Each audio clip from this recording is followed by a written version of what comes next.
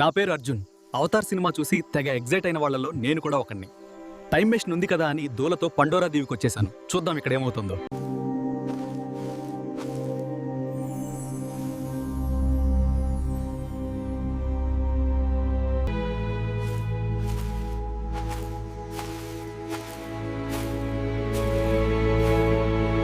అసలేంటి ఇక్కడ ఒక్కరు కూడా కనిపించడం లేదు. అసలు ఎక్కడికి వెళ్ళాలో ఏం చేయాలో ఏం అర్థం కావడం లేదు. ఎంతకు ఇది మనం కరెక్ట్ ప్లేస్కే వచ్చామా?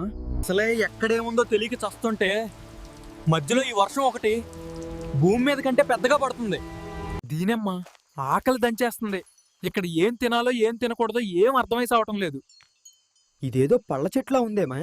నీ అమ్మ నువ్వు ఇంకా బతికే ఉన్నావా? ఫస్ట్ పార్ట్లోనే నీళ్లలో తోసేశారు కదా.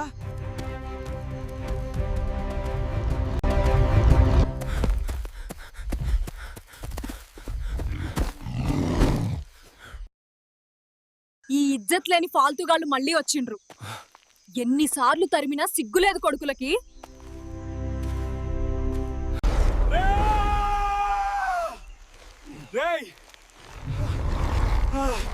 ఎవరా మీరంతా?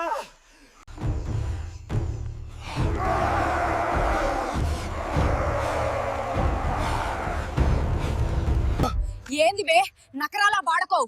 సిగ్గు లేకుండా మా గ్రహం మీదకి వచ్చే మీకు మంచిగా బుద్ధి చెప్తా చూడు. అలా తీవ్ర కోపానికి లోనైన పండోరా రాణి అన్ని గ్రహాలలోకెల్లా అత్యంత భయంకరమైన మహిళకి అర్జున్ని అప్పజేబుతుంది. దొరక్క ఒక మగాడు దొరకడంతో గట్టిగా నవ్వుతూ అర్జున్ని ఈడ్చుకుంటూ తన గుహలోనికి లాక్కెళుతుంది.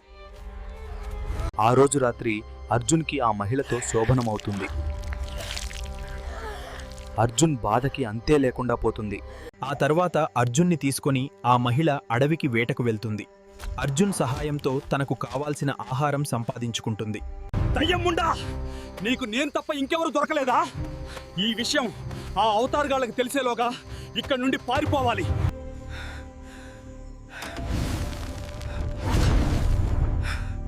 అమ్మయ్యా, మొత్తానికి చేరుకున్నాను. ఇక్కడే ఉండి ఎక్కడ ఆ దయ్యానికి మొగుడుగా ఉండిపోవాల్సి వస్తుందో అని భయపడ్డా. ఎక్కడికి నాన్న వెళ్తున్నావు? నన్ను అమ్మను కూడా తీసుకెళ్ళవా?